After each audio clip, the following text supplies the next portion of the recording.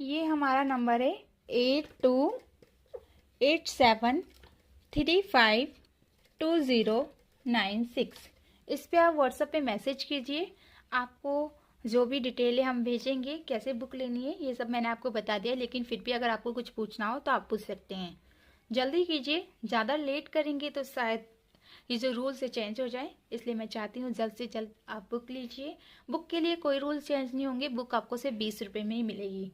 हाँ, कोचिंग अगर आप चाहते हैं तो मुझ पर विश्वास कीजिएगा, आपके साथ कोई फ्रॉड नहीं होगा, आपको अच्छे से सिखाया जाएगा।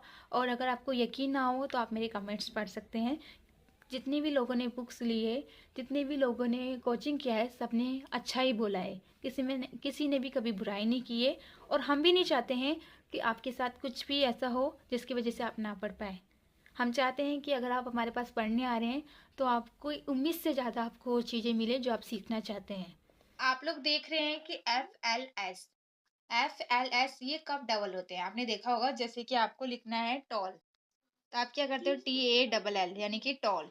तो यहाँ पर तीसरे नंबर पे हम एल को डबल लिखते हैं। लेकिन क्या खाली एल को ही डबल लिखा जाता है या फिर एफ और एस को भी डबल लिखा जाता है, ये सारी चीजें मैं आपको समझाऊंगी। पहले लिख देती हूँ फिर समझो। सबसे पहले हम जानेंगे कि एल कब डबल होता है।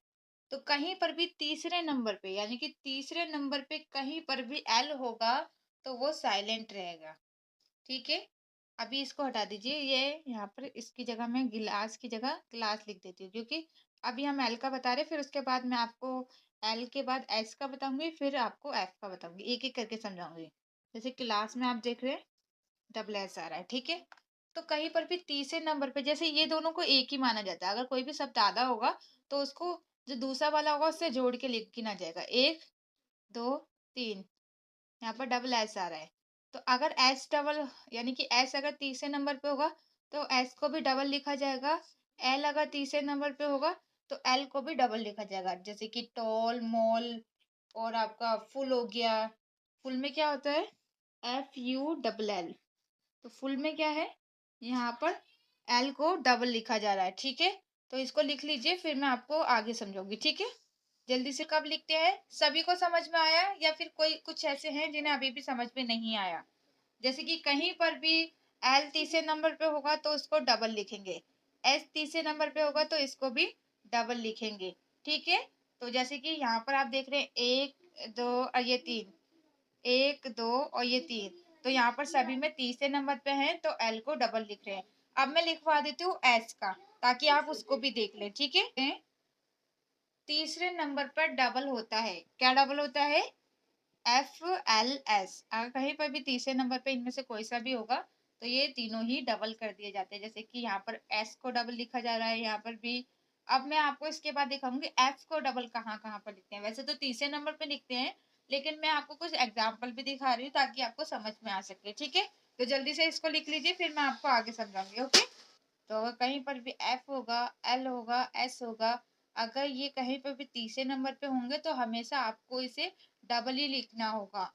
जैसे कि फ की आवाज अगर तीसरे नंबर पे आ रही है और प फ की आवाज अगर तीसरे नंबर पे आ रही है, तो आप ये मत सोचिए कि हमें कैसे पता चलेगा कि यू लगेगा, क्योंकि ये मैंने आपको सिखाया है कि कहीं पर भी आप इस तरीके से, आपको भी पता है, कभी नहीं लिख सकते HFF, ये गलत हो जाएगा। बीच में हमें कुछ ना कुछ लिखना ही होता है। जैसे कि या तो ए लिखते हैं या फिर यू लिखते हैं।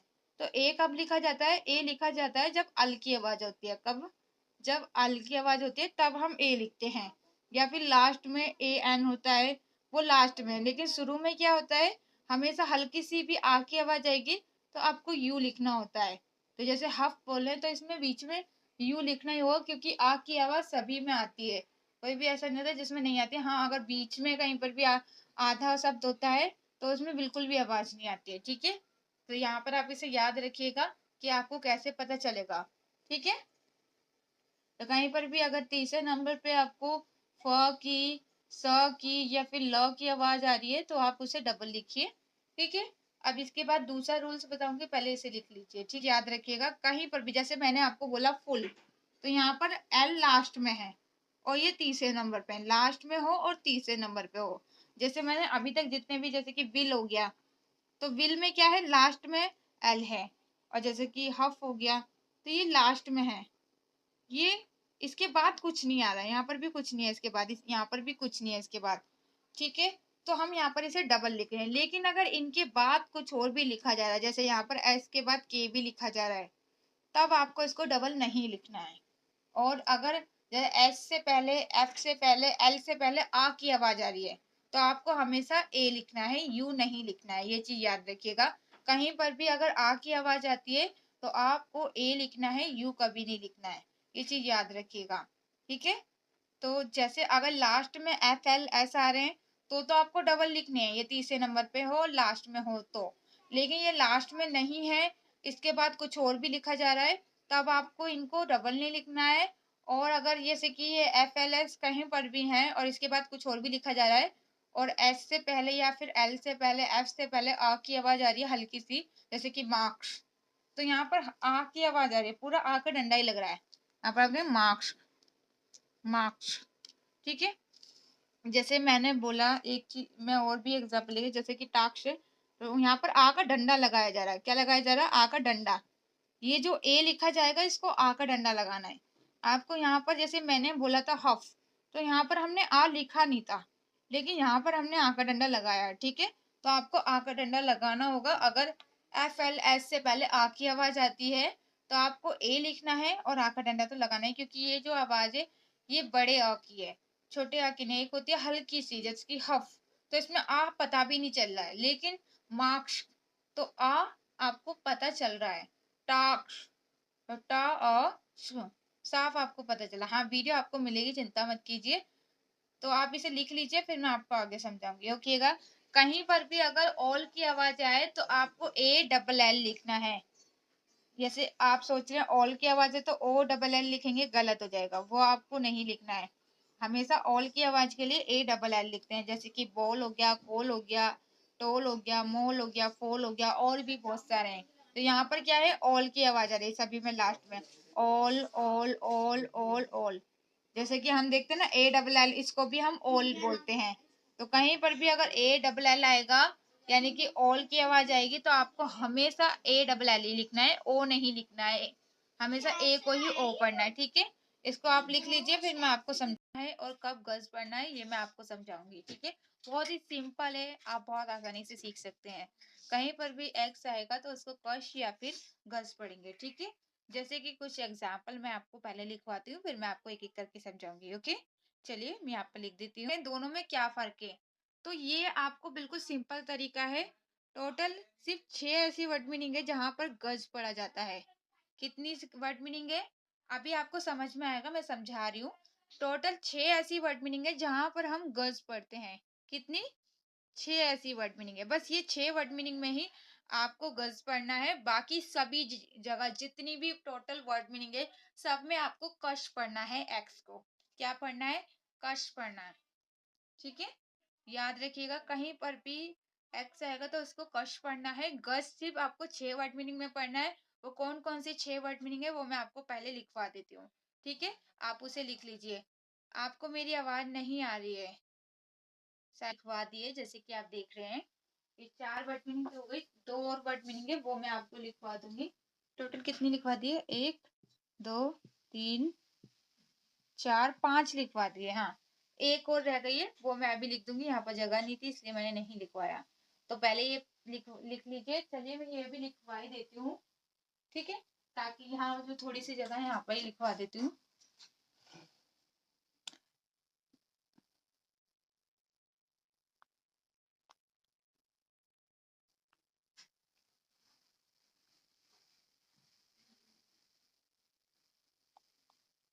ठीक है, ये 6 ऐसी वर्ड मीनिंग है जहां पर आपको एक्स को गज पढ़ना है। ठीक है, बाकी और कहीं पर भी आपको गज नहीं पढ़ना है। सिर्फ आप भूल जाइए सिर्फ इन 6 वर्ड मीनिंग के सिवा। जैसे कि ज्यादातर है, जैसे कि एग्जाम हो गया, एग्जामिनेशन हो गया, यही 2 एग्जाम्पल हो गया, यही 2 3 ऐसी वर्ड मीनिंग है जो ज्यादातर आपको बोलनी पड़ती है। बाकी तो 2 3 ऐसी है जो आपको बोलनी भी नहीं पड़ती है। ठीक है, तो इसको आप लिख लीजिए, जितनी भी वर्ड मीनिंग है। और इसके सिवा और कोई वर्ड मीनिंग नहीं है जहां पर गर्ल्स पढ़ा जाएगा। सभी जगह आपको कश पढ़ना, बस आपको इतना याद रखना है कि कहीं पर भी एक्स आएगा तो उसको आपको कश पढ़ना है। क्या पढ़ना है? 6 बजे क्लास हुई भी नहीं है। आज 7 बजे वाली क्लास भी हम 9 बजे ही कर रहे हैं। सबकी एक साथ क्लास हो रही है, ठीक है? तो यहाँ पर आपको समझ में आया कि एक्स को क्या पढ़ते हैं? कश पढ़ते हैं। बस इतना याद रखिए। 6 वर्ड मीनिंग आप ध्यान रख दीजिएगा, वैसे भी याद रहती है। एग्जाम, एग्जामिनेशन, ये कुछ वर्ड मीनिंग जैसे एग्जाम्पल, ये कुछ हैं। 3 जो बहुत इंपॉर्टेंट होती है, ज्यादातर हमारे को बोलनी पड़ती है। तो ये आपको वैसे भी याद रहती है। बस बाकी आपको ये पता होना चाहिए कि इसको कश पढ़ना है, क्योंकि सभी जगह आपको यही पढ़ना है। ठीक है? तो इसको लिख लीजिए। उसके बाद मैं आपको दूसरा टॉपिक समझाऊंगी, ठीक है? साइलेंट होता है। एच सिर्फ 3 वर्ड मीनिंग में साइलेंट होता है। आवर, एयर और आनर, जिसे हम ओनर भी बोलते हैं, लेकिन रियलिटी में इसे आनर पढ़ा जाता है, ठीक है? तो ये 3 ऐसी वर्ड मीनिंग है जहां पर एच साइलेंट होता है, बाकी और कहीं नहीं होता है, ठीक है? देखिए पूजा जी, अभी मैं आपको वीडियो सेंड कर देती हूँ। 1 मिनट रुकिए आप लोग, मैंने वीडियो सेंड कर देती हूँ। कैसे आवाज की एच कहाँ पर साइलेंट होता है? सिर्फ इन 3 वर्ड मीनिंग में एच साइलेंट होता है, बाकी कहीं पर भी नहीं होता है, ठीक है? तो इनको लिख लीजिए। बाकी सभी जगह आपको एच को पढ़ना है, सिर्फ इन 3 वर्ड मीनिंग में नहीं पढ़ना है। ठीक है? बहुत ही सिंपल है। 3 वर्ड मीनिंग याद रख लीजिए। और जिसे हम आवर भी पढ़ते हैं और आवर भी पढ़ते हैं, दोनों तरीके से आप पढ़ सकते हैं। ठीक है? इसे भी ऑनेस्ट, हाँ एक और था, सॉरी एक और लिखवा देती हूँ। 1 मिनट रुकिए, मैं आपको एक चीज और समझाती हूँ ताकि आपको अच्छे से समझ में आए। वैसे तो इसका एक और रूल्स भी है, वो भी मैं आपको लिखवा देती हूँ ताकि आप लोग कंफ्यूज। रूल्स है कि कहीं पर भी छोड़िए, मेन टॉपिक ये है कि कुछ ऐसे शब्द होते हैं, कुछ ऐसी वर्ड मीनिंग होती है जहां पर एच को नहीं पढ़ा जाता है, यानी कि एच हमारा साइलेंट होता है। क्या होता है? साइलेंट होता है। तो यहाँ पर हमें एच को नहीं पढ़ना है। कौन कौन से हैं वो कुछ वर्ड मीनिंग? वो मैंने आपको लिखवा दिया, मैं इसको भूल गई थी, लेकिन अच्छा हुआ आपने याद दिला दिया। जैसे आवर, एयर और आनर भी होता है और ऑनर भी, दोनों तरीके से वैसे पढ़ सकते हैं, लेकिन रियलिटी में इसे आनर पढ़ते हैं। उसके बाद ऑनिस्ट में भी आप देख रहे हैं कि यहाँ पर ऑनिस्ट में भी हम एच को नहीं पढ़ रहे हैं, ठीक है? तो कहीं पर भी आपको सिर्फ ये वर्ड मीनिंग देखनी है कि अगर इनमें से कोई वर्ड मीनिंग है तो आपको एच को नहीं पढ़ना है, बाकी सभी जगह पढ़ना है, ठीक है? जैसे कि आप देख भी रहे हैं कुछ शब्दों में एच साइलेंट है, ठीक है? वो कौन से हैं? ये 4 वर्ड मीनिंग है और इससे बाहर नहीं है। तो जल्दी से लिख लीजिए और मैं आपको वीडियो सेंड कर दूँ। देखिए कहीं पर भी हमने सी को कुछ नहीं पढ़ा है, हम किसको पढ़ रहे हैं? एस को पढ़ रहे हैं। तो कहीं पर भी सी यानी कि एस के बाद सी होगा तो सी साइलेंट, सभी जगह सी साइलेंट होता है। कहीं पर भी अगर एस के बाद अगर सी होगा तो हम सी को नहीं पढ़ते हैं, सिर्फ एस को स पढ़ते हैं, ठीक है? ये याद रखिएगा, कहीं पर भी एस के बाद सी होगा तो आप सिर्फ एस को सा पढ़ेंगे, सी को कुछ भी नहीं पढ़ते हैं और वो साइलेंट होता है। जैसे सेंट हो गया, सीन हो गया, साइंस हो गया।